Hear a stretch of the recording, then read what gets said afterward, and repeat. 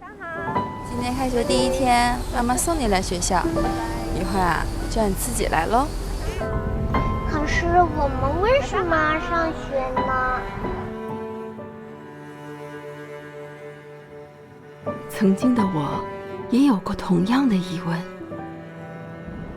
最初，我们在游戏中认识这个世界，带着一颗好奇的心，感知形状、颜色、材料、结构，在信任的目光中，勇敢探索未知的一切。我们逐渐领悟，知识需要自己去发现。课堂上的自由讨论，练习中跳动的音符，都是知识的隐喻。当我们打破四面墙，天地便是我们最广阔的课堂。当学习融入生活，成为一种习惯，它将伴随我们的一生。在老师们的陪伴下，我们取得一个又一个的学习里程碑。但优异的分数真的是学校教育的全部吗？那些课堂之外一同面对的挑战，一起筹备的夏日音乐会，还有赛场上那关键的一分，这些微小而珍贵的时刻，才是分数之外学校赋予我们的更长远的价值。在这个瞬息万变的时代，没有任何知识能保证一个人永远处于潮头，唯有自主学习和终身学习的能力，才能让我们在面对未来风雨时自信而笃定。我们来学校就是为了像你一样提问题，自己找出它的答案。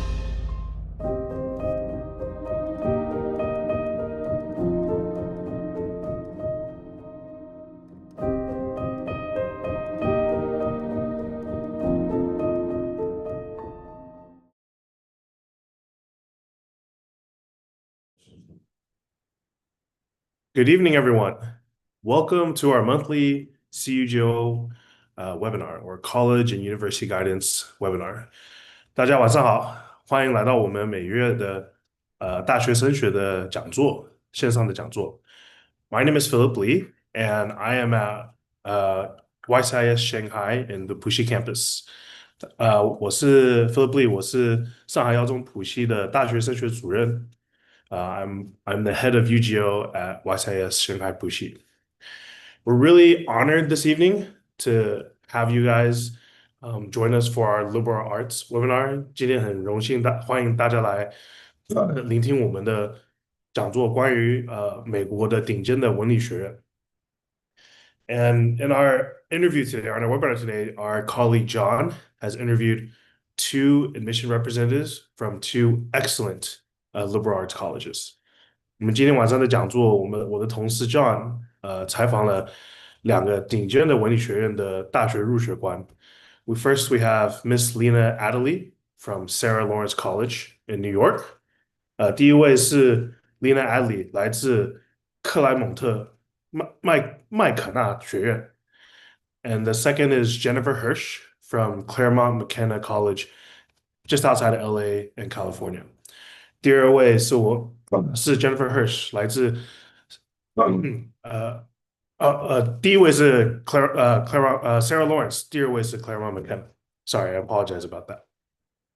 And just as a reminder, after the interview, there will be a Q&A hosted by myself. 是大家采访过后，我会有一个问答部分。So do please, if you have any questions, you can leave a message on PolyV or ask your question on WeChat, and I will answer it after the interview. 如果有任何的问题，你可以透过 PolyV 把你的问题问下来，或者透过微信平台留个语言，把你的问题问在语言里面，然后我会视频之后尽量回答大家的问题。So we hope that you enjoy our webinar tonight, and please do, if you have any questions, make sure you leave it in the comments.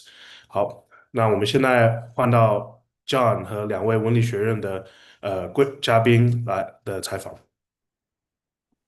Hi, everyone. Thank you for joining our CUGO webinar series. Welcome to episode number 2, and we are so fortunate and thankful to have Jennifer and Lena coming to share with us about the amazing dynamics of a liberal arts college, and also just share with us kind of from their perspective, what's going on right now in the world of university admissions in the United States, especially knowing that we have some tensions right now between the US and China. And I know for a lot of our family, it's been a source of uncertainty, and there's been a lot of questions. So we are really thankful, and we're very, very thankful to have the both of you here to share about your institutions and also just about what you're seeing and the advice you can give to our families. I should probably to reintroduce myself to everybody. Again, my name is John. I'm the head of career and university guidance and student development at our YCYW Foundation. But enough about me. I'm going to ask our amazing speakers to introduce themselves. So Jennifer, may I ask you to just go first and just share a little bit about yourself? Yes. Hi, everyone. Thanks for being here. My name is Jennifer Hirsch. I am the Senior Associate Dean of International Admission at Claremont McKenna College, which is located in Southern California, about 50 kilometers east of downtown Los Angeles. Thank you so much, Jennifer. And then Lena, please, we'd love to hear more about you. Excellent. Thank you, John. Thank you for having us. Hello, everyone. My name is Lena Adely. I'm the Director of International Admission at Sarah Lawrence College in New York, a small liberal arts institution just outside of New York City. So glad to be here. Thank you. And from coast to coast, liberal arts colleges are one of the, I think, great highlights of the higher education system within the United States.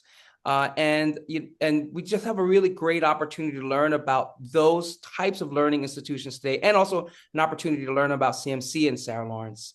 And especially, from our YCYW schools, many of us feel our students are a really great match to continue their learning at a liberal arts college. It's just a great it's a great continuation of how students already learn in many of our schools. So I guess maybe for some of our audience members, Jennifer and Lena, they may not know about what a liberal arts college really is. They may have heard many different things, but if I can ask you, if you can just please explain, what is a liberal arts college? What is that kind of a learning environment? And then why do you both think it will be a good fit for students that come from our institutions? And Jennifer, if I can ask you to go first, if that's okay. Of course. So I'll start with what is it? What is a liberal arts college? First and foremost, the full title is Liberal Arts and Sciences College or institution. And that's because it speaks to the philosophy of education that our institutions provide.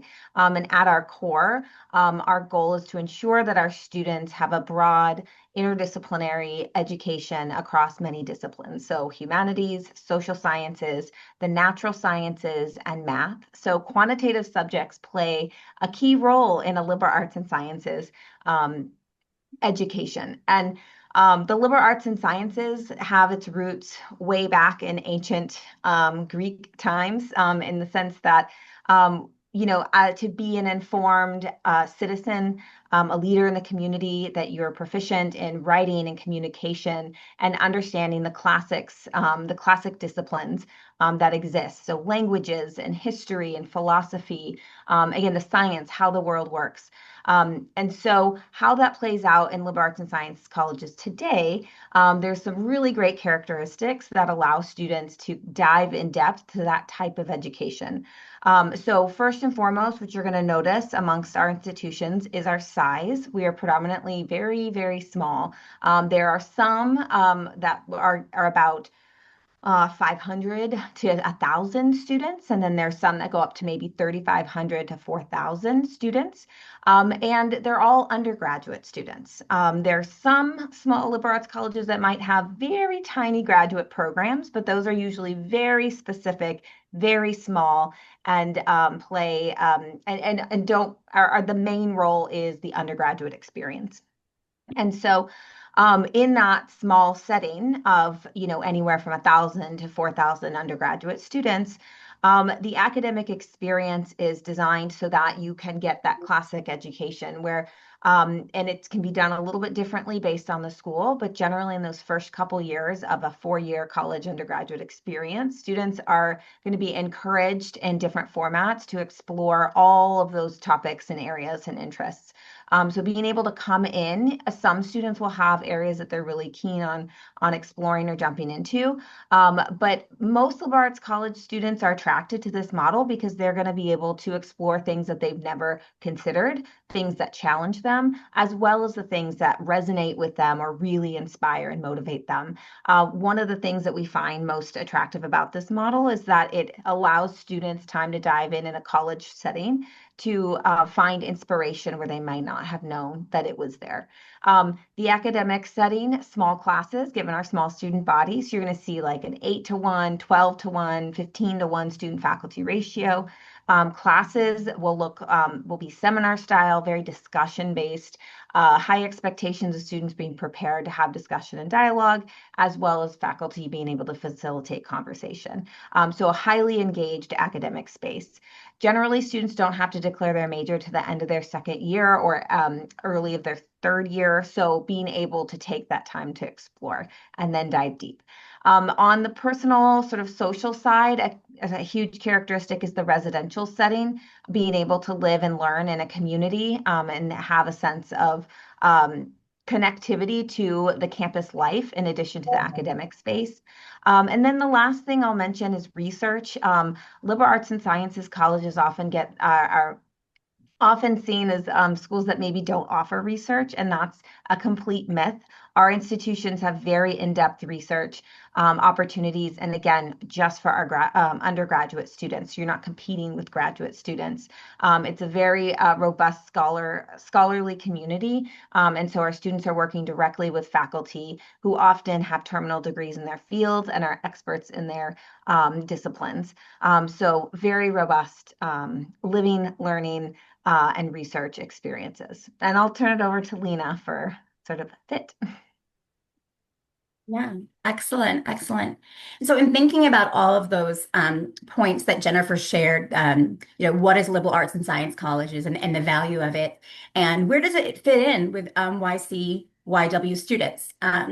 So, YCYW students are already immersed in the kind of learning that liberal arts colleges value most, right? Small classes, discussion-based interactions, close relationships with teachers, and interdisciplinary exploration. So that liberal arts education builds on that foundation, right? So the things that you're learning and the ways you're learning and researching and collaborating with your peers and connecting with your professors, it fits seamlessly into that liberal arts education and that experience. It builds on that foundation of fostering curiosity, right? Critical thinking and a highly personalized approach to learning.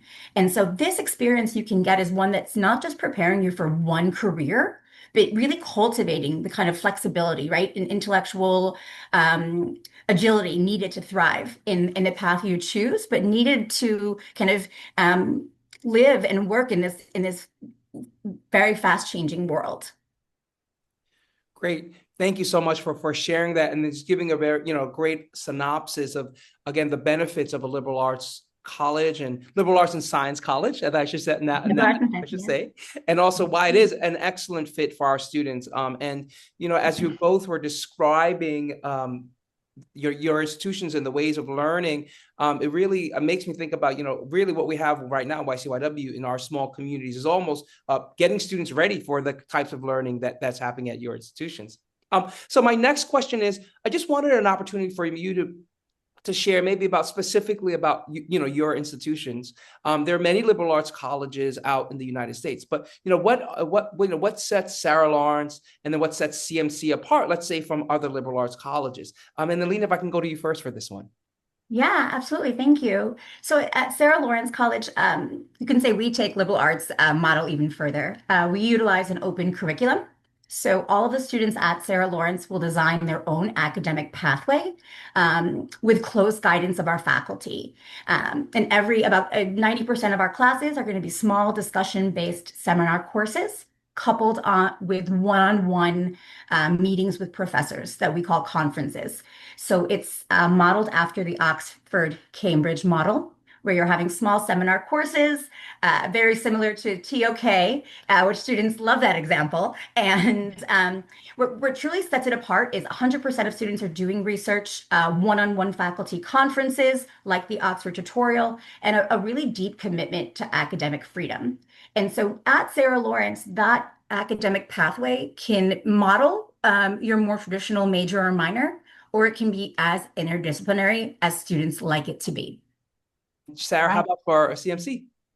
Yeah, absolutely. So that's really fun to learn about Sarah Lawrence. And I actually think you picked two great schools to share about our differences. So Claremont McKenna College is one unique factor is we are a part of a consortium of institutions. So we have 4 other small liberal arts colleges as neighbors, like literal neighbors. Our borders touch each other. So it is a unique environment because you can be integrated into the other schools. But because of that, that makes each of the 5 institutions in this consortium very mission driven and very nuanced in that mission.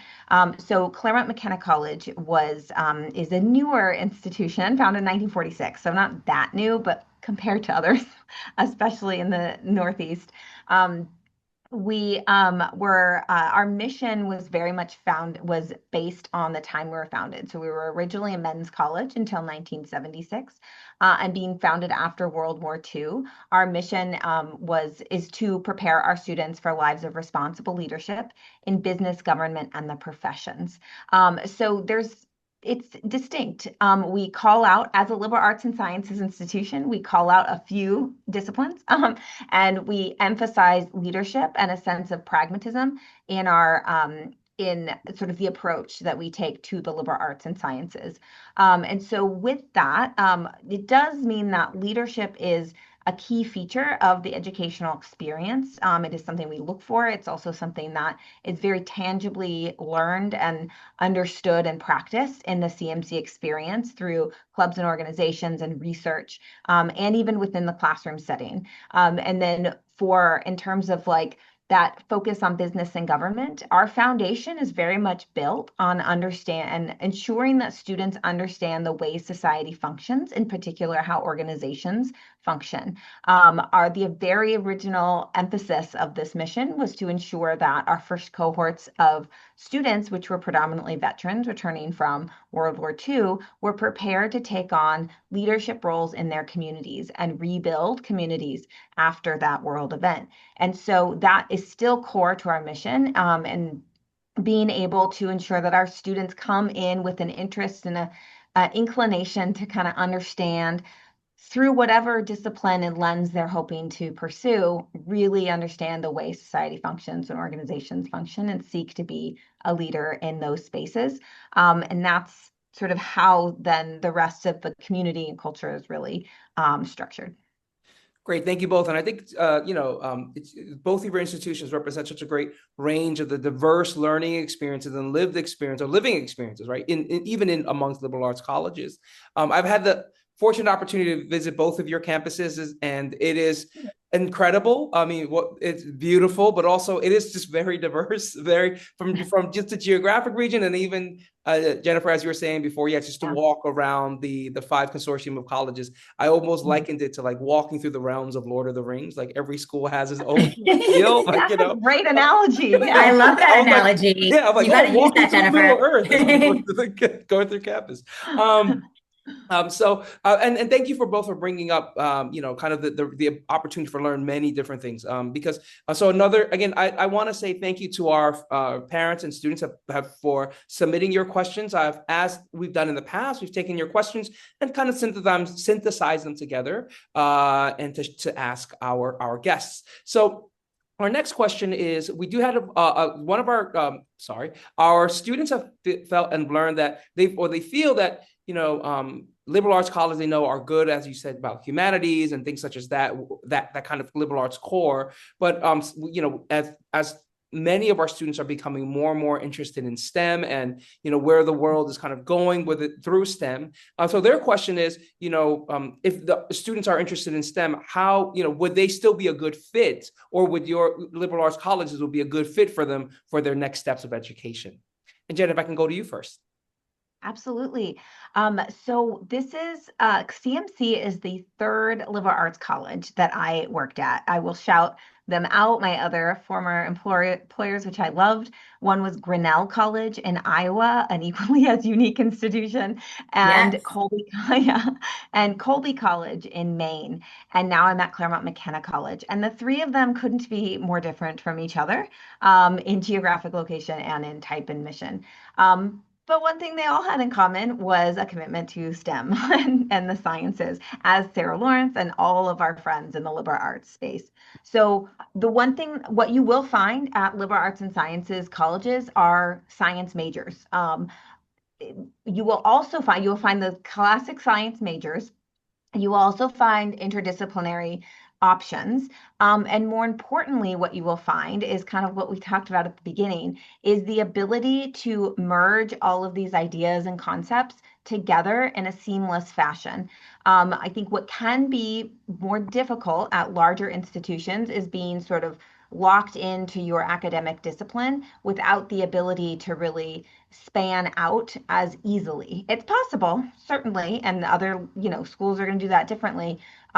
But sometimes you might be locked into the school of XYZ, and then that's it.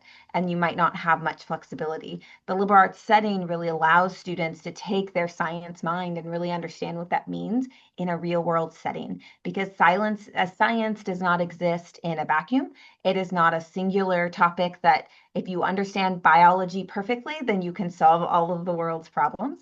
You have to understand what that means in the context of the communities you live in, within the government and public policy, within organizations and business, and how that infiltrates different parts of the community. So one quick shout out for CMC, because Lena, you should talk about science specifically there too, but we have made a kind of a big pivot for science. And so it's a different example. So starting last year, CMC moved towards our integrated sciences major, and that is our science major at CMC. We actually no longer offer a singular biochem, physics, and so on major. We have an integrated science major that provides students with a core foundation in biology, chemistry, physics, computation, and data science, and then allows students to pick a specialty or be a generalist. And the specialties are focused and designed around what our leadership have identified as the grand challenges in STEM in today's society, which is public health and healthcare, the brain, the study of the brain, so neuroscience, decision-making, memory, learning, and then the environment, so sustainability, climate, and all that goes into that. And the way the major is designed is to align with the CMC mission of really understanding how public policy, economics, the public and private sector influence all things, including science. And so it's a bit flipped from the traditional model of science of learning a discipline in isolation and then sort of branching out into the interdisciplinary fashion, where the major starts at its core interdisciplinary amongst the natural sciences. Great. That's fantastic. Lena, over to you. Yeah, just echoing a lot of agreeing and echoing with everything that Jennifer said.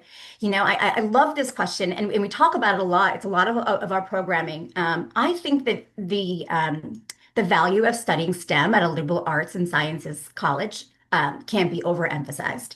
There's so many wonderful opportunities, and like Jennifer was talking about, our institutions are small on purpose. Right? We're intentionally small because we want to give that, we want to have these close student-faculty relationships. And when you're thinking about STEM and working directly with professors and being engaged in research at small liberal arts and sciences schools, the majority of the lab time, work with professors, research opportunity, publishing opportunities are there for the undergraduate classmen. Whereas sometimes with much larger research institutions, you're competing for that time, right? And that's one. And then what I'll say as well is that, at liberal arts colleges and certainly at Sarah Lawrence, we don't separate STEM from the arts and humanities, right? We integrate them.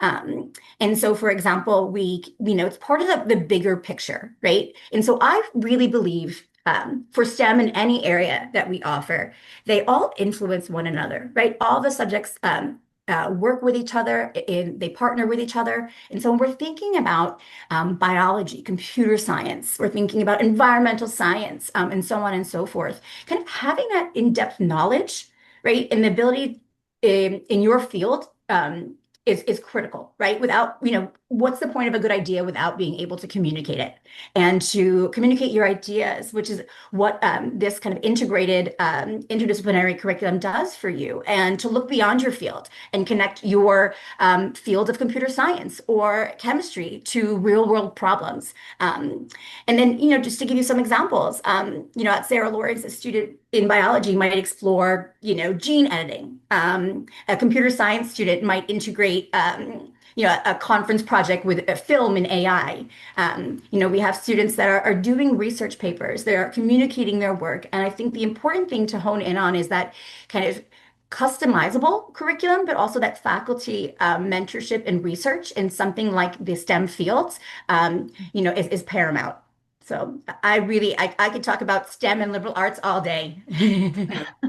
Thank you both so much. And to our students who are watching, and just really, if you have really enjoyed your EE, your extended essay research process, so for our students in our A-level program, if you enjoyed your IPQs, and you've enjoyed that, liberal arts colleges are just a place for you, right? Because again, you'll have an opportunity to continue that research in the undergraduate in many U.S. institutions that may not actually be very possible your first few years starting in the U.S. But liberal arts colleges will give you that opportunity. Also, students, if you have done our Ed Futures programs, right? So if you've done the medical immersion program, or if you've done the underwater robotics research program, or even the particle physics, and when you worked with those professors at those institutions, and you really enjoyed that, you're in those 1 week or 2 week experiences, if you've enjoyed that as being a part of the YCYW student, then liberal arts college is actually really, again, a really great place or fit for you, because you have that opportunity to continue to be involved in research and continue to do that level of lab work. And so maybe now I'll just transition over to just learning a little bit about, or asking if you can share a little bit more about the admissions process and kind of what your institutions are looking for.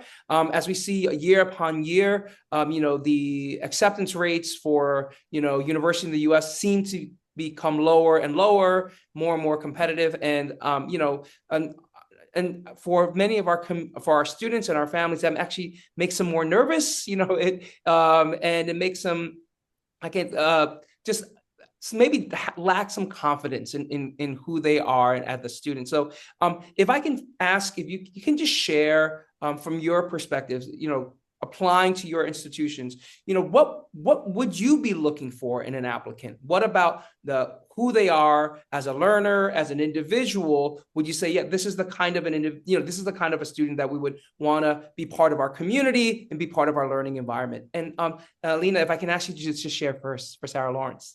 Yeah, absolutely. So in thinking about the application process, I always like to share with students that we really take a counseling-based approach to supporting students throughout the application process, right? It's never application 1, 2, 3, 4. If you're applying to our institution, we are really getting to know you, your story, your voice. And so in thinking about that, Sarah Lawrence, like many liberal arts and sciences institutions, utilizes a holistic admission process. We do not emphasize a formula that's based on a fixed grade, right? We don't rely on fixed formulas or weighted factors. Instead, we're really thoroughly reviewing applications in full context. So of course, grades, first and foremost, every school wants very strong students, right? That's a no-brainer. and not surprising to anyone to hear. But we're also looking for students who are unique and creative and passionate. And students ask, well, what are the kind of things I can be passionate about? And there is no one thing, right? We want to know what your interests are. We want to hear your authentic voice. So we're really adding all those pieces together in the application process. And there are many ways for students to make themselves known, right, to the admissions office, to do things that are optional essays or interviews or things of that nature. And we really embrace those interactions with students as well. So I think, obviously academic rigor again in context, but really sharing your experiences, intellectual curiosity, your fit. And of course, for Sarah Lawrence specifically, we're always looking for that, student that's combining, two different interests and making it their own. And so that's a unique thing about Sarah Lawrence. But just some of the things to think about with holistic admission is that you're telling your entire story, not just one piece of it. Thank you so much. Jennifer, how about yourself? Yeah, that's an excellent description of holistic approach. And so, like Sarah Lawrence, CMC also uses a holistic admission process. In academics, we have a similar sort of space. We, as a highly selective institution, most of our applicants are going to be academically right there, kind of like what we're looking at, what makes sense to be successful at our institution. But we are also looking at rigor in context. And so understanding your school environment, what's offered to you. And ultimately, we want to see within all of that you have, that students have progressively pursued rigorous course options. It doesn't have to be in literally every single topic that you're in, but in some areas that you've pursued some rigor and have been doing well across all of the classes that you're taking. So that we don't publish or set any minimums or expectations. But generally, that does look like students doing pretty well, really, really well, sort of all years of high school. Now, as a highly selective institution, kind of what Lena had mentioned as well is the aspect of fit. And so for us using the common application and the coalition application, we do want to understand who you are and how you show up in your community. And so that's where we gather that information through those applications, through your extracurriculars and the essays that you provide. We have 2 supplemental questions that are very specific to CMC. They are on our website, public website. You can look them up. One is very much focused around why you want to attend CMC within the context of our mission. And one is about a program we have on campus called the Open Academy. And so a question sort of surrounding those values. We also highly encourage the initial view interview and the CMC optional video response. So with all of that, what ultimately are the things that drive our very final decisions in a very difficult process is your fit with the institution and how students understand the CMC mission and how our mission aligns with your values, the things you've pursued up until this point, and how you want to continue on in your college experience, and being able to articulate why CMC, and with our mission in mind, is a good place for you.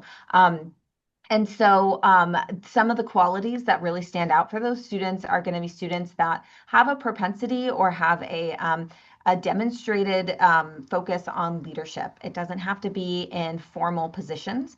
Leadership can take shape in a lot of different ways, but it is that it kind of is on the student and the counselors and the recommenders to describe what leadership looks like for that individual student and how they've made a positive impact in their community and how they've taken initiative in some of the areas. And so leadership, initiative, and impact, if we can see those things come out of your application in all of those spaces, that's what really helps a student push forward in the CMC process. And then with that final piece of being able to articulate why the CMC college experience more specifically is one that they see themselves thriving in. Great. Thank you both so much. And thank you also for bringing up the importance of those supplemental essays. We often try to share with our students a good way to decide whether, this is a school that you want to apply to, or to help you decide whether this is, if you're going, you have coming to a list where the school falls on the list, is really look at those supplemental questions, because it's about It's asking you, those questions should help you think about, because those questions indicate that these elements are important for the school, and if that's important for you, and you have a lot to say about that, it's a good first indication of a good match between you and the institution.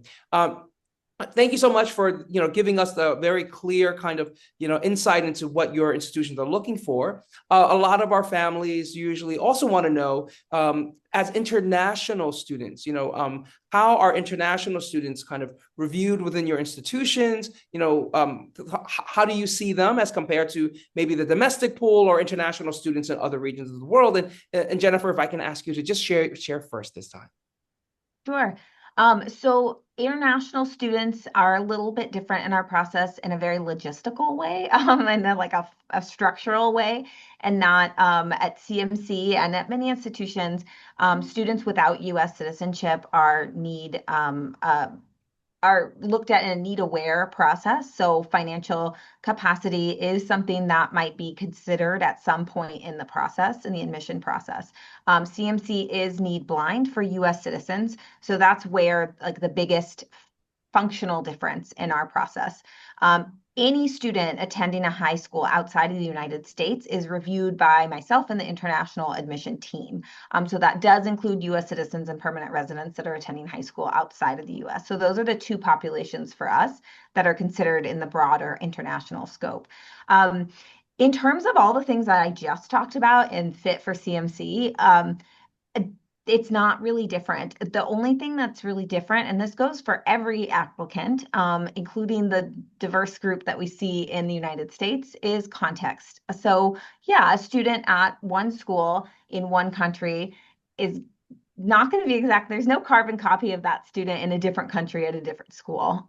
So being mindful is the important and hard part of our job, is being very mindful of the cultural context, the geopolitical context, the communal context, and the school context, and trying to be conscientious of applying the CMC fit expectations on those students in a reasonable way, and not expecting them to do things that might be available to someone else in some other country or city that is not accessible or not culturally sort of expected, and just making sure that we apply those values and fit pieces within the mindset of a reasonable understanding of context. Thank you so much, Jennifer. And Lena, how about for Sarah Lawrence? Yeah, excellent. So I'm agreeing with everything. Jennifer covered pretty much all of that. And I just going to concur and agree that the key is context, right? Every student situation, their story, their educational pathway is different. And so we evaluate international students within the context of their school, their home country, and their experience, right? And again, it goes back to that holistic admission process and that very, close admission process, right? That counseling-based approach that we utilize in many ways.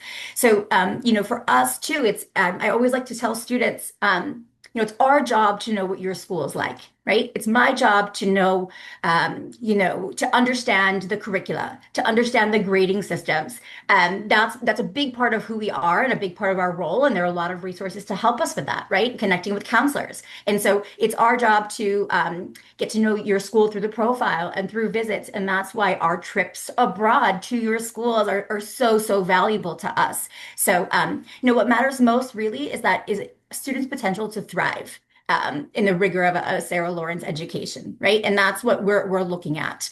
And so having students that really kind of share that. But in terms of the application process, the only difference would be if a student's not a native English speaker and hasn't been in an English curriculum or IB. It obviously depends. They'll need an English proficiency exam, and then the financial aid piece is different. So we do offer need-based financial aid, but otherwise it's really individualized for each student and their experience. Great, thank you all so much. And another element or another area in which our families have often have questions about, and with the questions that come in, is about kind of for international students. You've talked a lot about the research that they can do, but often they think about their international, think about what career opportunities they have. So I'm going to maybe combine these two questions kind of together, which was if for international students, what are some of the careers that are available for them, and also during their time at your institutions, what are some of the career support or that they may be able to find during their journey at whether it be at Sarah Lawrence or at CMC. And Lena, if we could just share first about Sarah Lawrence. Yeah, absolutely. So great question. So our international students at Sarah Lawrence, like many at liberal arts and sciences institutions, right, pursue a wide variety of paths after graduation. And some take advantage of the OPT, the optional practical training, right? And they gain valuable work experience here in the States, while others decide to continue their studies with graduate programs or return home to build careers globally. And so our graduates are working in diverse fields. We're known in many ways for creative areas in the States, right? You're writers and you're filmmakers and you're performing arts and directors and script writers. But we have students working in diverse fields, everything from technology to business, research, arts, and more. I think for both Sarah Lawrence and CMC, thinking about the location and the opportunity for connecting with, community partners and internships is a big piece of that. And again, it goes back to one of the real values, right, of that close-knit campus. And one of the real values of that relationship building with professors and with your advisors. Sarah Lawrence, your advisor, is your academic don who you meet with once a week in your first semester, right? So much flexibility, but so much support, maximum support. And so I'm thinking about that. It's that relationship building. And I'm sure Jennifer will share a bit about CMC does this as well. But, our Office of Career Services, like many small institutions, has a really strong relationships with students, right? And that office, that Career Services office, isn't just for when you're a junior and thinking about internships or when you're a senior and thinking about OPT, right? That office is there from day one. Orientation introduces you to that office. There's, seminars from everything to creating a LinkedIn profile to resume building. And then I cannot overemphasize the connections that we make with current students and our Sarah Lawrence alumni, whether they're in New York City as, filmmakers, writers, directors of the Metropolitan Museum of Art. It's those connections, and the Sarah Lawrence alum love making those connections. So there's a lot of that push there for our students, right? And the possibilities are endless. And Jennifer, take it away. Yeah, I totally agree. I would apply all of that to CMC and all the liberal arts colleges. And as someone who has attended for my own education, a larger, very well-known institution, I will say that I can't emphasize Lena's last point enough, is that the intimacy and connectivity of the alumni networks. We might be small in number, but I think we are much more mighty in quality of connection than the larger institutions. It's one thing to be like, oh yeah, we went to the same school. It's another to be able to talk about that living learning experience that you both shared, that is so tightly woven to our institutional missions. And I just love learning about Sarah Lawrence and how unique and connected it is to its mission. And so that extends for your whole life. Those relationships are immense. Again, as Lena said, your faculty play a role in that. The one-on-one dynamic of Career Center, again, the size of our institutions allow our career centers to also be as connected to the student body from day one as they are with faculty, and so on and so forth. So yes to all of that. A few nuances of CMC, which align with a lot of what I've already said.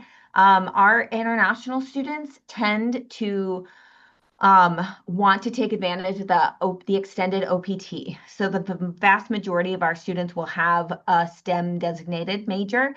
That might be a trend across most liberal arts colleges. It just depends, as Lena said, on your ultimate career goals.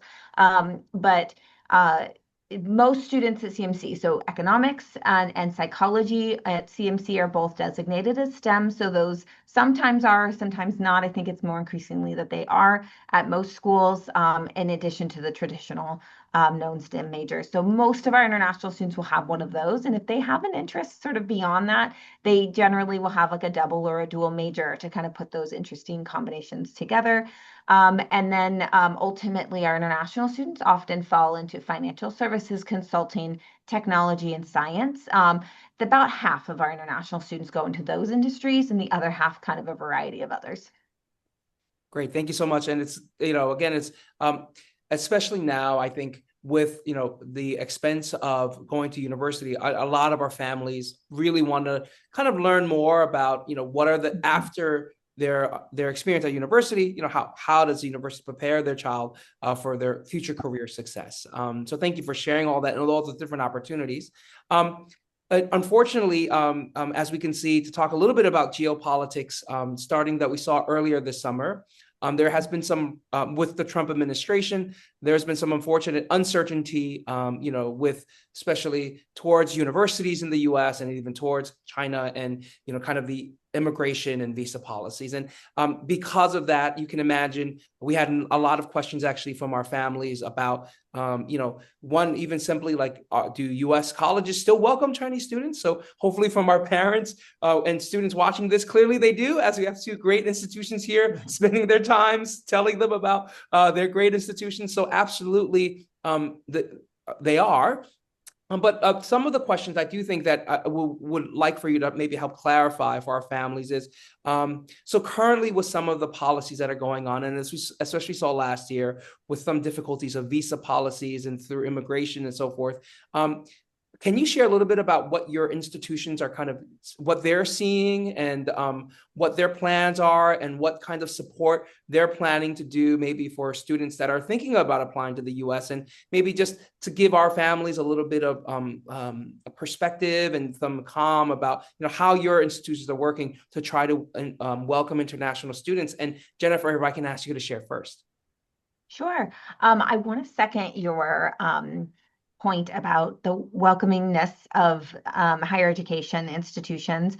Lena and I were just at a industry conference with many admission folks like us at universities, most in the US and all around the world, and counselors that are from all over the world as well. And the overall sentiment was what you described as, very much like holding steadfast to the value of including and welcoming international students to our campuses.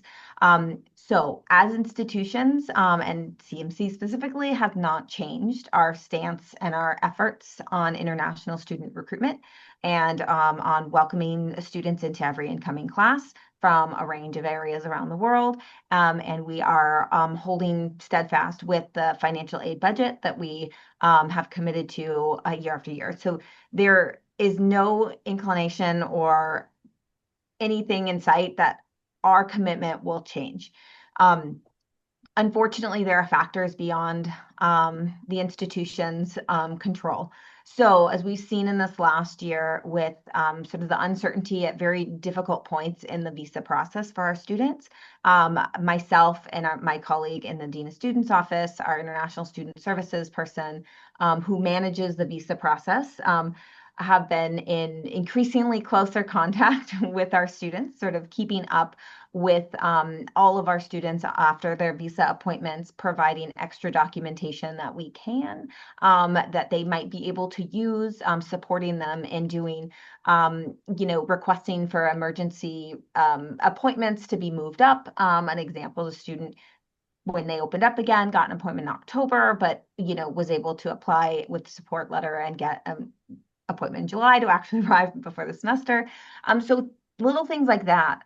Unfortunately, institutions don't play a role in granting visas or being able to change. So I think what I gathered, and Lena has excellent experience in this area as well, is providing as much support as we can to the students and the families, guidance, providing them with the knowledge that we have about this process, giving them as much documentation as would be appropriate and that they need, and reaching out to consulars or embassies when appropriate for advocacy, but also walking a fine line of just being able to do this in a way that doesn't overpower the process, but also helps the student understand it best and be as comfortable as possible walking into that process.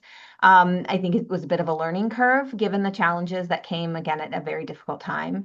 And so I think in the years to come, I will feel a lot more comfortable with it, but I think we will learn better strategies moving forward after this year when all of the policies and pauses happened at a critical moment. So there wasn't as much time to really process and prepare. It was more reactionary. But I think we'll be a lot stronger, a lot more strategic and nuanced in our approach in future cycles. Thank you. And Lena, how about from Sarah Lawrence? Yeah, excellent. So again, have to agree and just echo everything that Jennifer said for us as well. Our commitment to bringing international students to our campus has not changed. The value they bring to our campus community. And so an example of that is I hit the road next week and I'll be traveling, starting in India and throughout Asia, pretty much into November, right? So full travel schedule. We're still working very, very hard with our students and have seen a lot of successes with our students getting appointments this year. And so, of course, there's a lot of uncertainty and we might not have all the answers, right? And things can change at any day's notice. And so while these immigration policies can shift and change and develop, the one thing that is going to remain steadfast and the one thing that will never change is our commitment to international students and our goal of ensuring that every student feels supported, right, and empowered, no matter what the regulatory landscape involves or evolves, right? And so for that reason, it's that kind of open door where if students have questions, we never want them to be nervous to reach out to us, to set up a Zoom call with us. And I guess it brings us into the next question is about those support services, if you will. But most colleges, Sarah Lawrence, like the majority of, we're all of liberal arts and sciences institutions have dedicated staff, right, who are experts in guiding international students through that kind of complex visa process step by step. And this year we started things earlier, right? We've had to learn to pivot, to be flexible, to give students more leeway, to not have students jump through hoops for things. We really wanted to make the process more seamless because we know how much more complicated it is for our prospective students and their families abroad. And so, we pride ourselves on kind of providing that personalized one-on-one support throughout that entire journey. And that's through virtual sessions and then one-on-ones with our DSOs on campus, but also from the moment their I-20 form is issued, giving them time and the resources and tips to prepare for the visa interview, right? Meeting with experienced teammates who can get your questions answered, doing mock interviews, offering practical advice. All of that is out there. And that just really shows students, families, I hope counselors, how important it is to have international students on our campus. So not only has that commitment not changed at Sarah Lawrence, but every day I feel even stronger about the goals that I have in mind for helping students to get here or get to the schools that where they want to be and where they want to study and grow. Yeah, and absolutely. And I think, even this webinar, I think it's a reflection of that partnership between, institutions like colleges and also counselors like us, really trying to help students navigate through this, bumpy or uncertain kind of path that's in front of them. And even so, just for our students and families for YCYW, we were just, Jen and Sarah and I were just talking about, for us as counselors, maybe this year, we will be planning some more coaching and more sessions to help our students that are going to be thinking about matriculating in the US, talking about what is that visa process going to look like, how to handle those interviews. And then we're just sharing how we can work together from the college and the high school side to get students the kind of the most, to get them prepared and feel comfortable that when they're going through the various steps that yeah, they will know what to expect and they know how to prepare, and then also make sure that we can answer as many questions as possible. And thank you. And I just want to echo again, I really, that partnership is such an important part of what we do. And as we tell students, teamwork is always the best work. So even amongst, as you can see, high schools and universities, we also work as a team. This is kind of my last question, because thank you so for answering so many of our questions. And it really is, I think, just a lot of our families just wanted to know, generally at this current time, what advice would you offer students from China who are right now considering studying in the US? Like, what would you tell them? What do you think? What frame of mind should they be in as they're thinking about this? Considering just in general, liberal arts colleges, but especially in the, pursuing their higher education within the United States. And Jennifer, if I can ask you if you can share first, if that's okay. Sure. So I would say, very pragmatically, the first thing that comes to mind, as much as I want to encourage the liberal arts, keep your options open. Stay on top of what's happening, which you obviously are given the questions. It's probably hard not to. So I'd say stay up on how things evolve and change. Don't be afraid to ask colleges questions on how they're responding and what they're seeing from their students.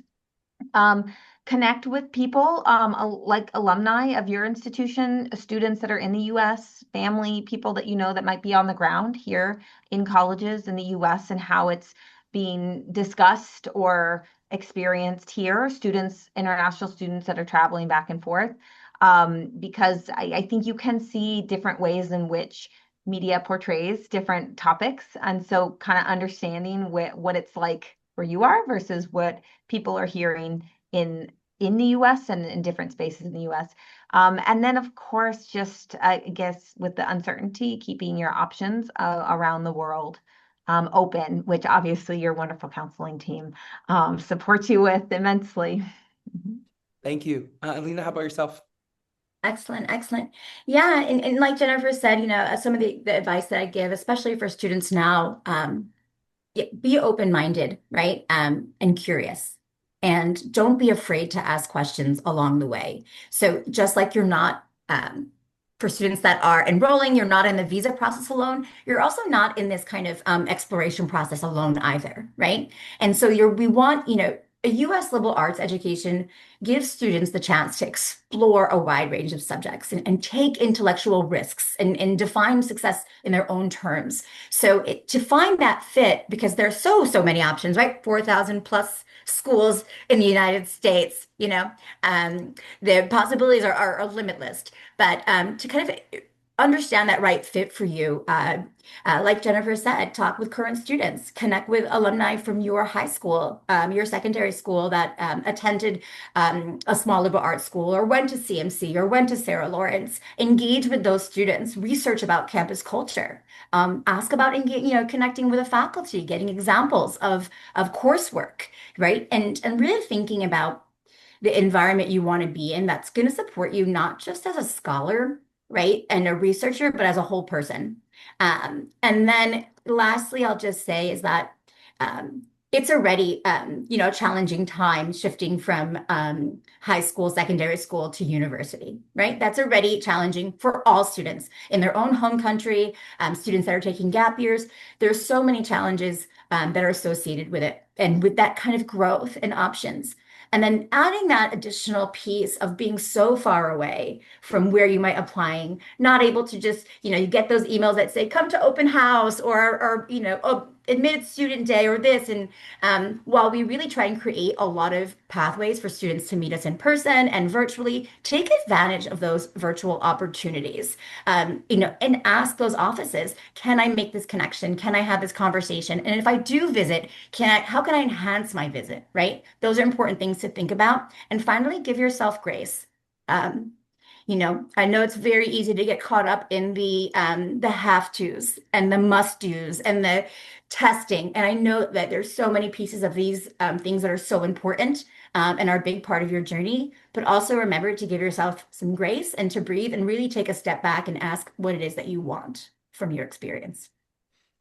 Great. Thank you so much for just sharing your knowledge, your wisdom, and also your heart with our students.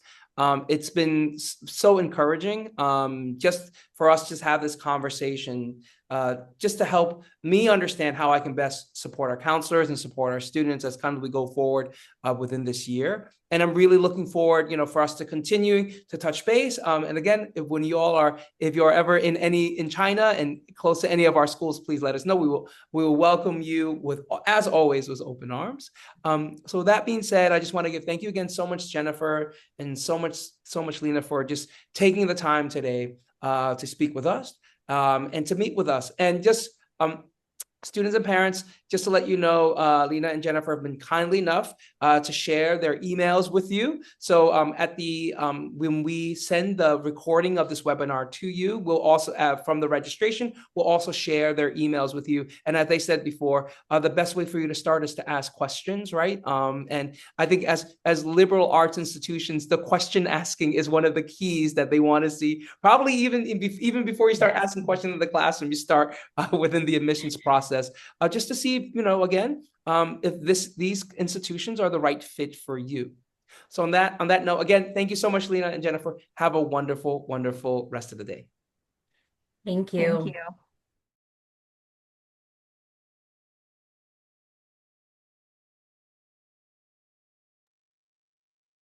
Welcome back, everyone.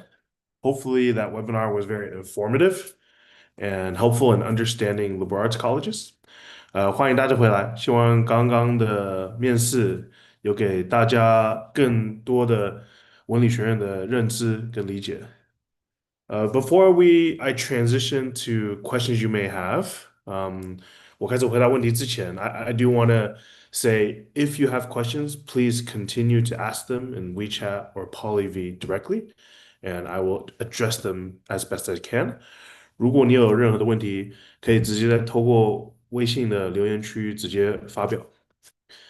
So I want to talk a little bit about why, as a Chinese parent, should I be thinking about liberal arts colleges? 为什么身为一个在中国的家长，我会让我的小孩考虑这种文理学院呢？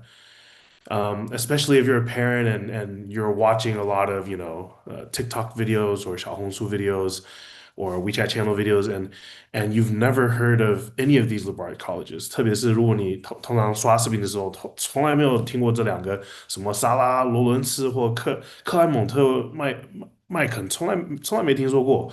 Right, and they're not on any kind of U.S. news general rankings or QS rankings. 然后排名上面从来没见过这几个大学的名字。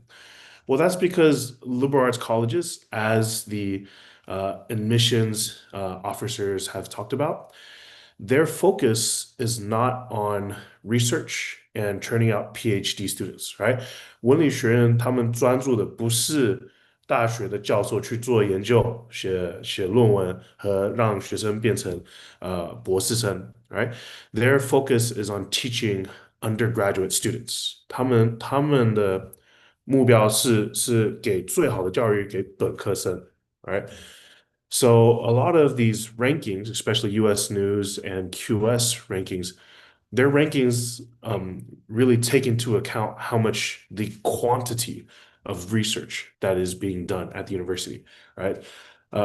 很多的排名，他们主要的排名高的原因，是因为他们的大学，他们的专注是写论文，出不同的研究 right? That's why their ranking is so high.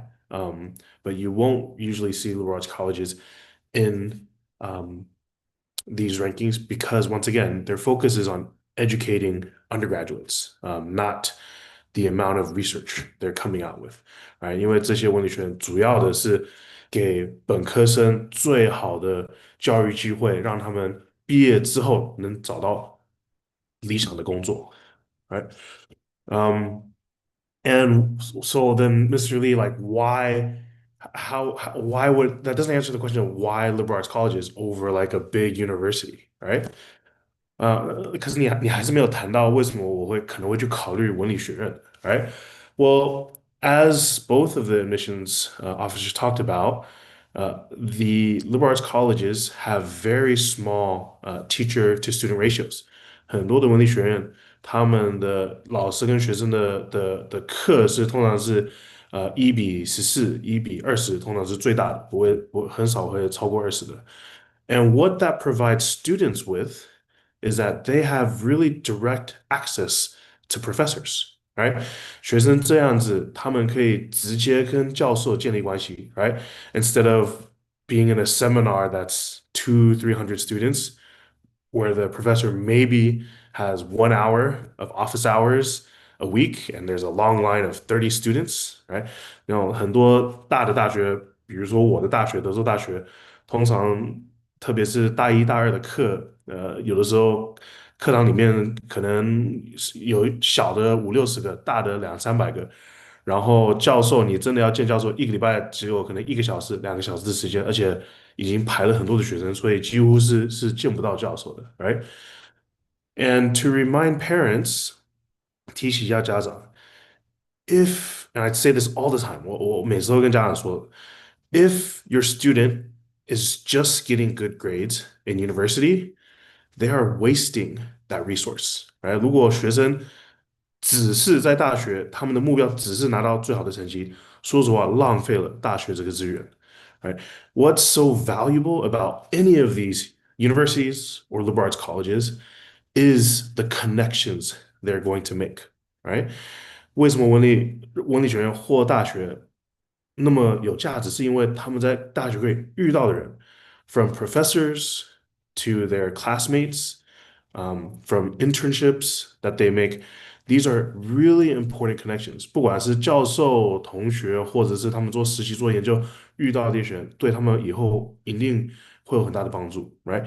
For our parents online listening to this, if you think about yourself, if you think about your career journey from high school, if you didn't go to college, or after university, every job you've had, right?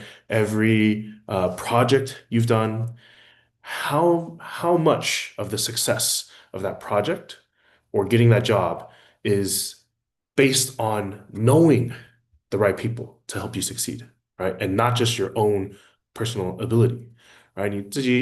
你自己可以去探讨一下，你从高中如果你没有读大学，或者大学之后，你有的任何的工作或你自己公司的成功，或者项目的成功，多少不是因为你自己的能力，你自己有多优秀，而是你认识的人或认识的人去帮你去推动项目或者是工作的机会或项目的成功。So this is why there's Chinese parents, even though it's not on the ranking, right? Which I know I always say ranking's not everything, but it's if I'm being honest, it's still important to parents. Prestige is important to parents. 虽然这些文理学院不在大众的排名上，或者是有一些名声很多的工作人没有听说过，right? They provide amazing opportunities for future employment for students at liberal arts colleges. 这些文理学院，特别是顶尖的文理学院，right？他们的录取率跟哈佛、耶鲁、普林斯汀一样的低，也都是个位数的。然后他们提供的机会，去以后工作的机会也是非常的好。So I do think if parents, especially if your kid is not year 12 or 13 yet, 特别是你的孩子还不是13年级已经开始在申请大学或已经决定了他们的大学列表， you guys can research and look into, really consider some liberal arts colleges, especially if your child is interested in multiple areas, right? 可以去让你的小孩考虑去研究一下文理学院是不是对他比较适合，特别是如果你的小孩又想学经济，又想学哲学，或又想学，他们有不同的兴趣爱好，然后不是一定要做 double major. They don't necessarily want a double major. They just want to have a wide variety of interests and explore them. Then liberal arts colleges are amazing places to be at. All right. So we'll go into the questions. And the first question on Poly V is, I'm a year 10 student. How should I start to prepare for university if I want to do engineering? Right? 我现在是9年级或 year 10的学生，我应该怎么去做大学的准备？如果我知道我以后想要读工程，the first thing you should do is especially if you're at YC or YW school, is go talk to a CUGO, right? 你第一件可以做的事情，特别是如果你在耀中耀华的学校，是去找你的大学升学辅导员，right? And let them know I want to prepare for university. I'm interested in engineering, and what should I do to prepare, right? 让他们去知道你未来的方向。And then they can help come up with an academic plan, an extracurricular plan, and a plan beyond all of this to potentially explore the specific area of engineering you want to do, right? 你的大学升学辅导员可以帮你去建立一个3年或4年制的一个计划，你该做的一些事情，然后也去帮你准备课外的一些你可以去考虑的活动，甚至是给你找机会去探讨到底是不是对工程有没有兴趣，或者是哪一方面的工程有兴趣，right? That's the first thing. For yourself, what you should do is, as John talked about in the comments on PolyV, is if you don't know what type of engineering you want to do right now, 你现在还不太理解到底是细分的哪一个工程, the number one thing you need to make sure is that your math grades are good, right?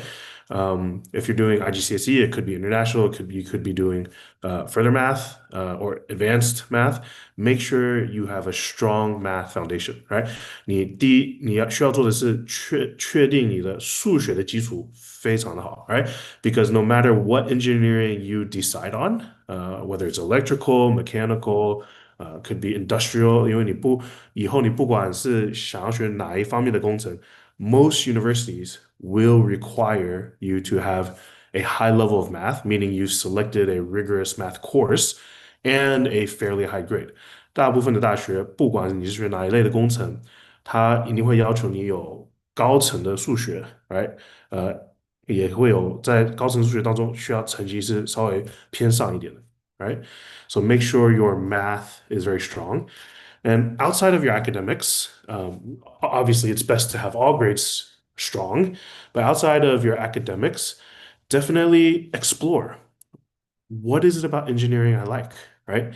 Is it math? Is it you want to be hands-on, right? Whatever it is, stretch yourself outside of the classroom, right? 自己去探讨上课以外，你这个教学方面，你是不是对这方面有兴趣，right? I tell parents why are CCA is important. 为什么课外活动重要？It's not just a checkbox to show university. 不是因为我要升学，所以我必须要做这个活动，right?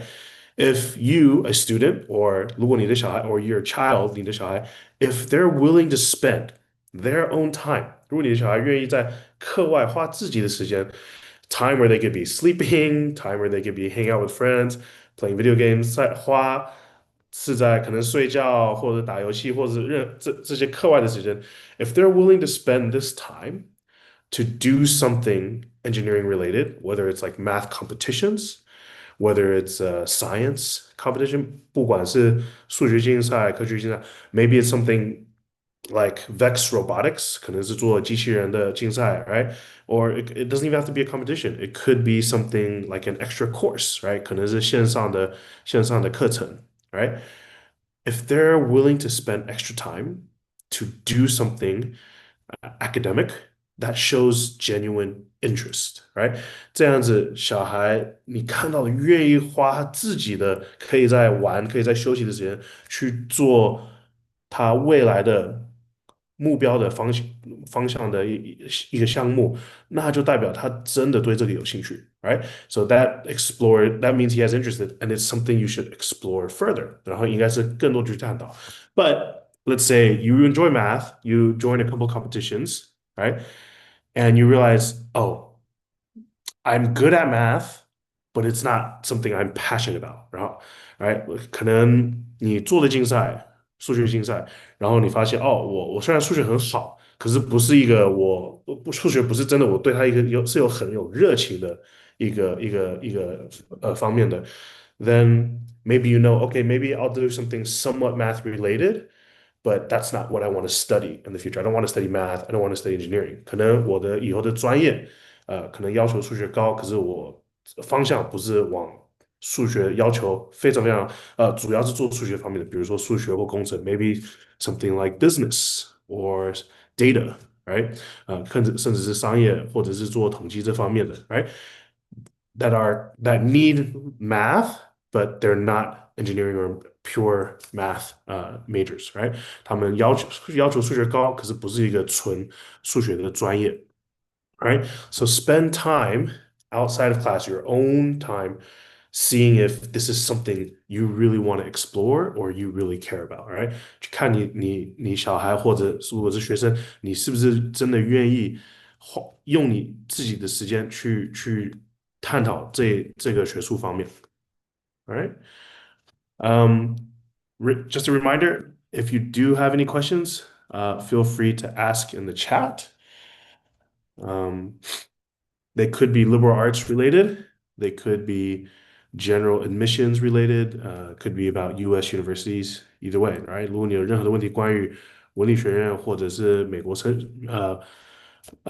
学不光是文理学院的，你可以有任何的问题可以尽管问。I'll probably wait a couple more minutes. 我可能再等1-2分钟. And if there are no more questions, then I'll introduce the next webinar, and that'll be it for tonight, right? 再等一两分钟，如果没有其他的问题，那我会介绍一下我们下一次的线上的讲座，然后就跟大家说晚安，right? But yeah, I'll give you guys a couple minutes in case you might have any questions.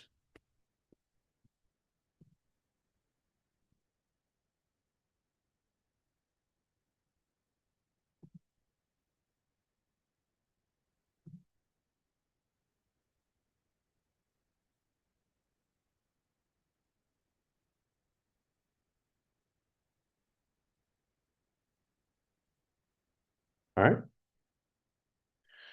Well, it seems like our speakers, our interviewees, did an amazing job. Okay. So we have one question.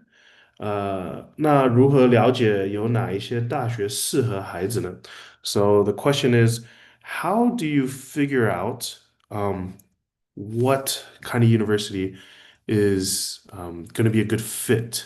And that's what we like to talk about, good fit for our kid. It's a great question, 很好的问题, because especially if you're in a YCYW school, whether it's IB or A level, you can go anywhere in the world, right? 你在一个耀中亚华的学校，你这全世界的大学都有机会去申请的，right? And how do you actually decide what is a good fit? 你怎么去决定一个大学适合我的小孩？One of the first things I ask students is, how sure are you about what you want to study, right? 我通常会问第一个学生，如果学生来找我说，我怎么开始我从哪里开始研究大学呢？right? 我第一个我会问他们的问题是，你对以后的专业、以后的大学的方向，就是大学之后的方向有多明确，right? Because let's say if the student says, "Oh, I like economics. I like literature. I also like math, but I also like social studies, like other social studies, like geography, but I also like bio. And I don't know which one I should study, right? And my grades are all good, right? 如果一个学生和我说，我又喜欢数学，又喜欢文学的课，又喜欢科学的课，然后我的成绩都很好，right? 那我不知道该选哪个。Then to be honest, as a counselor, especially if they're older, 如果他们是12、13年级, right? If they're close to graduating soon or close to application process, I would let them research countries where there's more freedom to decide what they want to study, right? Countries like the US, even Melbourne in Australia, and even Hong Kong might have some more freedom, right? There is a spectrum of freedom of choice of majors, right?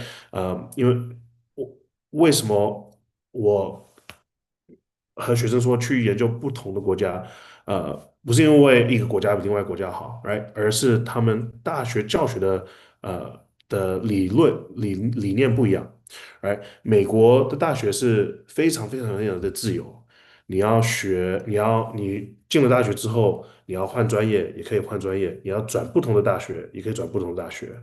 那最没有灵活性的是英国，the most inflexible would probably be on the opposite spectrum are UK schools, right? When you apply to UK schools, you need to decide on a program of study, a major, and you can only apply for that major or majors that are somewhat related to it, right? And you need to decide which universities you want to apply to, right? So, for example, 你去在英国的话，你专业必须要已经定好了，而且你要选申请的专业，你不能选哦，我又要学经济，然后我另外一个学校学数学，然后另外一个学校学地理，right? Whatever schools you apply to in the UK, which you can only apply to 5 schools, and they talked about that in UCAS last webinar, you need to apply for a similar program of study or 专业，right？你申请的五所学校必须要一个相同的专业，right？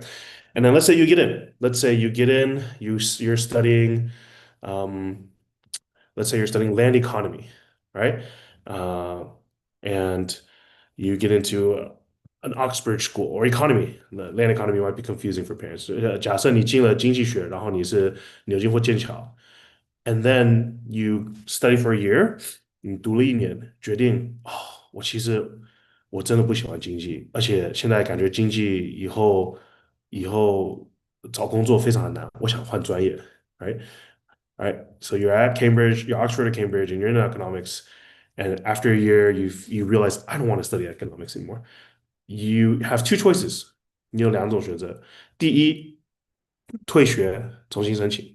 Right? You can leave the university and reapply again for a different major at whatever list of universities.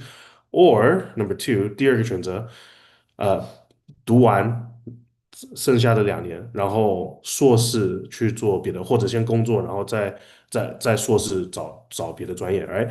The second option is then okay, you finish university and then maybe work or do a master's in something else you might be interested that you've found your passion in, right?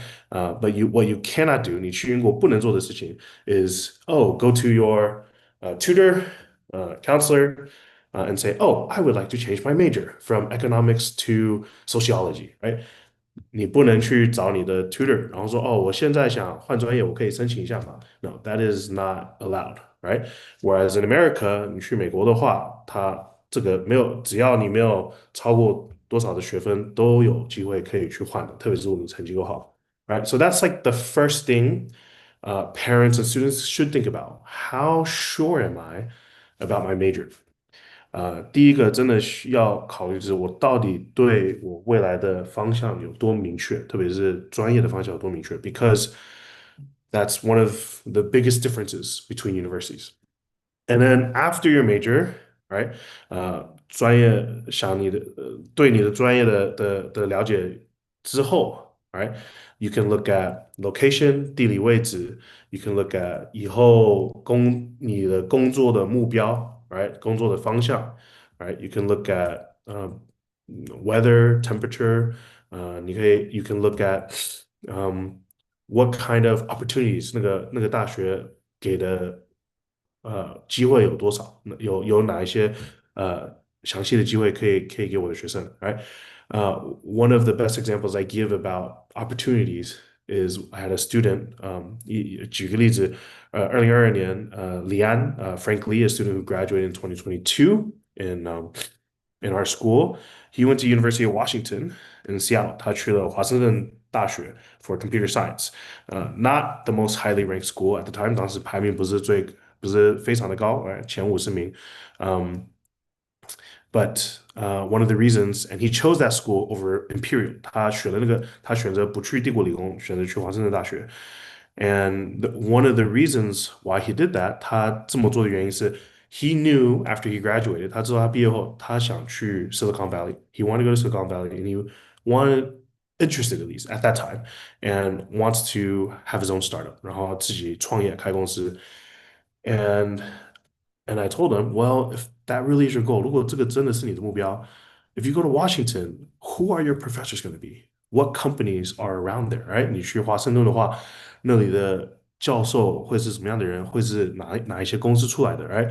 You have Amazon, you have Microsoft, you have Boeing, and many, many other tech startups, right? 华盛顿大学附近就有亚马逊，就有波音，就有微软，right？然后很多那里的教授都是这些公司出来的，或甚至在那个公司里面工作。And Frank was a great success story. 李安是个非常成功的例子。Earned an internship his freshman year and has continued to work while he's in school at University of Washington. Right？他第一年是得到了一个实习机会，然后第二、第三年还是边工作边学习。So looking at the opportunities that the university provides is just, if not more important than the actual ranking of the university, right? 排名不一定是最重要的，主要是要看你未来的目标是什么。All right, hopefully I answered that question well. We have a question from Tracy.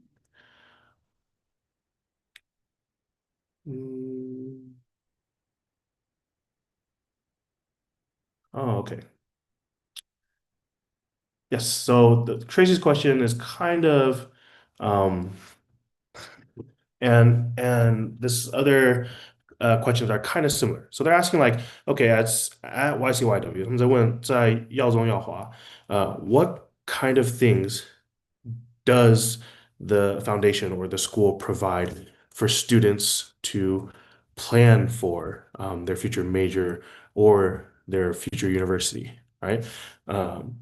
我们在耀中耀华怎么去帮学生去探讨他们的专业，怎么去帮学生探讨他们以后该想要读哪一些大学，right? So 四年 Year 10, 11, 12, 13，从10年级到13年级，学生每2个礼拜或1个礼拜，每个学校有点不同，一定会有一个 CUGO 的课，right? So once again, every school is a little different, but they're going to have a CUGO class with a CUGO counselor, right? Starting from Year 10. 那 Year 10之前，至少上海耀中，我们一定会跟9年级的学生去做 IGCSE 选课，我相信其他的耀中耀华学校也会做的。So that's kind of their first exposure to us， 这是他们见到我们的第一次的，从 Year 9的时候见到我们第一次的机会。然后从10年级开始 ，starting from Year 10, when they have class with us, every year up to when they apply, we have different topics to help them explore potential majors and potential universities, right? 从10年级到13年，每一年我们有不同的主题跟 project， 让他们去探讨他们未来的方向 ，right? Of course, Year 10， 从10年级开始 it's at Shanghai we use the 7 Habits book， 我们有一本书叫七个成功人的习惯 ，right? 7 Habits of Highly Successful People to help students think about their habits like goal planning, right? Like being proactive, like working with other people, right? 他们去建立好的习惯。But on top of that, they are kind of researching, okay, what is it? Who am I basically? We're trying to teach them to become self-aware. 我们在教他们去更多的了解自己。So for example, one thing we'll do， 举个例子，10年级他们会做的是，我有一个 project， 我会要求他们去采访一个35岁以上的人，然后不能是家长，right？除非他们不知道家长现在的工作，然后是至少要花1个小时去采访那个人，去问关于这个人怎么找到他们的工作的兴趣爱好，怎么他们的工作的他们的 career path 是怎么做成的，right? So in Year 10, one example is a project we do is called the career exploration, where they have to go interview an adult and try to figure out how did that person, ideally not their parent, unless they don't know what their parent does, how did that parent figure out what they wanted to do for their career, what they were passionate about, what were the steps they needed to take to get to where they are, right? We believe that not just being academically strong, not just exploring CCAs, but mentorship, job shadows, 更多的他们的小圈子的去超越他们，去突破他们的小圈子的机会，让他们更去了解大世界的话，they will if we give them more opportunities to get out their circle, to go beyond what their comfort zone is, right? They will then learn, okay, more about themselves. 他们会更去了解自己，and then the more they learn about themselves, then they'll figure out what is it that I want to do for university, right? Because why is it important to be self-aware? 为什么了解自己是非常重要的东西, right? As I said earlier, 我之前也提到过 university, it's usually just 3 or 4 years, 3到4年. And 大学只是一个资源. Universities are just a resource. You're not going to be there forever unless you get your PhD and work there, right? That's the minority of us. 这大部分的人不会这么做的, right? And how are you going to use that resource? 你要怎么去利用大学这个资源? If you have no idea, 如果你的从小学到了高中的目标只是进入大学, if from primary school, your parents or yourself, your only goal was to get into university, get into a top-ranked university, but you don't know what you want to do at university, you don't know why the purpose, how you're going to use that resource, to be honest, you've not wasted your time, but you need to very quickly figure out what your goals are, right? 不是说你浪费了时间，而是你必须要尽快的去想你的远程的目标是什么, right? So as parents, 身为家长, be challenging your kid, right? If they love sports, 如果你小孩喜欢体育, let them do sports, right? Don't say, 哦，你现在不能打篮球，不能打足球, right? 不能踢足球. But make them maybe one activity from, if they're in middle school, 如果在中学，每一年每一学期让他们去参加一个平时不会参加的一个活动, right? Make them do one activity that they normally wouldn't do unless you push them a little bit, right? Now, if they're in high school, 你的小孩已经在高中了, right? And they haven't thought about this, 他们没有去想, okay, 我不是很了解自己, then work with your UGO, talk with them to help them think about, we have a lot of quizzes like MBTI, like career tests, strengths finder, to help them think about, 去让他们去探讨，去更多的理解自己. And yes, we are with them for 4 years. So that means 我们会陪同学生4年，所以12年级、13年级要做大学的列表 like helping them research a university list, 要做大学的升学，要做大学推荐信，这些一切大学的过程，他们要做的每一件事，我们一定会一步一步跟着他们，一步一步帮助他们. So yes, we do all of that too. All of the university application process, thinking about the university list, researching with them and looking at their essays, 也会帮他们看文书，这些我们都会做的. But the more you prepare them before 最后1-2年，你更早的去让他们去准备他们未来的方向，不要等到12、13年级, the better they are in understanding where they want to go and what they want to study. Like 他们那到那时候有更多的理解，他们到底以后想要读什么专业，去怎么样的大学。Yes. So if you have no idea what you want to do, just like you mentioned, like I mentioned, there's many types of engineering. Well, if you are a student, like I said before, go find your UGO, right? 如果你是一个学生，去找一下你的 UGO and ask them, what opportunities do I have to explore engineering? I know I like engineering. 我知道我喜欢工程, or I know I like writing. I like writing. I don't like math, right? I like writing. I kind of like social sciences. I probably don't want to study literature. I like social sciences. I like writing. What can I do, right? 去找你的不管你在哪个城市，你在哪个学院，去找你的大学升学辅导员，让他们知道这是我喜欢的东西，我不喜欢的东西，我能做什么去探讨，我到底更去理解我的明确的方向。Right? What can I do to figure out what specific direction do I want to go in the future? Right? Uh, all right.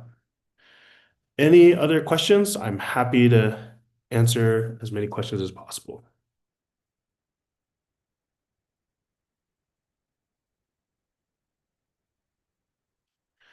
And I do want to say, I speak for the foundation, no matter which school you're at, it doesn't matter what age your kids are. 我相信我是为全部的耀中耀华的学校去表示，不管你的小孩多大，他可能现在还在幼儿园我相信我有见过幼儿园的家长，right? Maybe they're even in ECE, right? It is never too early to contact your UGO, right? 你可以打电话去校办，你可以发邮件去和你的大学升学辅导员说，哦，我们能见一下吗？我希望你了解一下我的孩子，我希望你可以至少让我的孩子给我的孩子让他知道他该做哪一些东西，可能是7年级、8年级，right? I would like you to meet my kid. I'd like you to just give them some suggestions about what they can be doing, no matter what age they are, right? And so any UGO across the foundation would be happy to do that. Actually, we love when parents, I'm sure I speak for everyone. I know I personally love when parents come find me when their kids are younger and just say hey, I just want you to know they're here. You don't have to do anything yet, right? Because they're only 11. But I just want you to know they're here, and then I hope you can help them and just pay attention to them, right? 不管有的时候学生才11、12岁，我还不能很明确的说，OK，他自己也还不是很了解自己，可是至少希望你认识我的小孩，然后如果有什么活动啊，如果有什么一些东西，你觉得他肯定会有兴趣，你可以让他知道，然后去稍微 challenge 他一下，去挑战他一下，right? So yeah, I know that I love talking to parents of all ages of kids. 我喜欢跟任何的年龄的小孩的家长去谈，或者是任何年龄的小孩去谈，不一定要是高中，或者要已经快毕业、快要升学的时间段。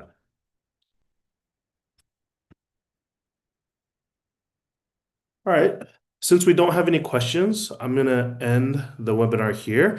I just want to say our next webinar will be December 8th. 现在因为没有其他的问题，我让大家知道一下，我们下一个线上的讲座会是12月8号 and the topic will be exploring universities in Singapore. 是去更深入的了解新加坡的大学。So we will every school will be promoting it. We'll be sending out posters, so you shouldn't miss it. But definitely do save the date, record it on your calendar. 记录一下12月8号。If you want to understand more about Singapore universities，我相信如果你想更去了解新加坡的大学，我相信现在家长也越来越多家长希望他们小孩不要走得太远，希望离中国近一点，right? So please come and join us on December 8th. Thank you, everyone. 谢谢大家. Thank you for your time. It's great talking with you guys, and we'll see you next time. 大家晚安。